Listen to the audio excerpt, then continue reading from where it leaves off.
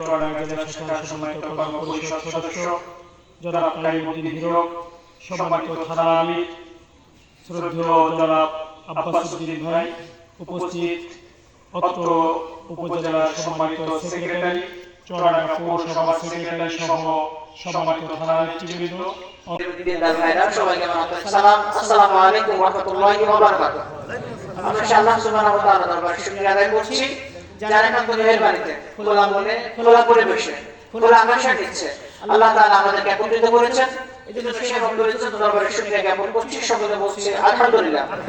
দরুদ ও সালাম প্রেরণ করছি বিশ্ব নবীর প্রতি। সকলে বলছে সাল্লাল্লাহু আলাইহি ওয়াসাল্লাম। সম্মানিত হাজির,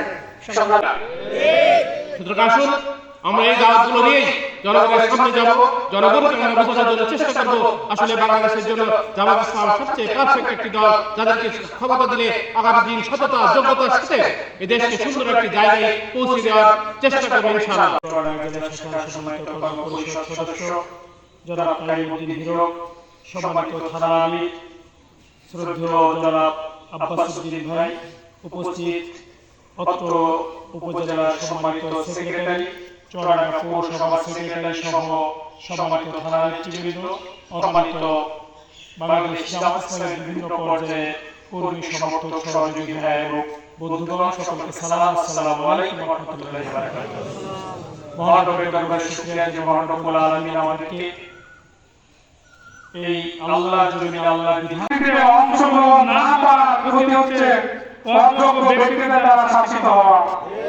আমরা এখানে যারা আছি আমরা জানি 5 আগস্ট যে বিপ্লব সংগঠিত হয়েছে, যে জাতির জুলুম দেশ থেকে পালিয়ে সংগ্রামী সহকারী সেক্রেটারি চুয়াডাঙ্গা 1 আসনের জামাত মনোনীত এমপি বদলাকে জননেতা অ্যাডভোকেট মাসুদ আবদুল হাসান ভাই উপস্থিত আছেন।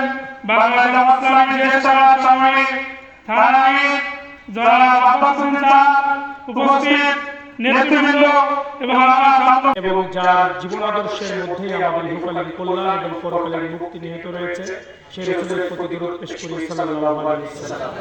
যারা দিন প্রতিষ্ঠার জন্য যুগে সংগ্রাম করেছেন, সর্বোচ্চ ত্যাগ কুরবানি নজরানা পেশ করেছেন, নিজের জীবনটা আল্লাহর রাহে বিলিয়ে দিয়েছেন, সেই সমস্ত মুজাহিদদের মহান রবের দরবারে সর্বোচ্চ মর্যাদা কামনা করি।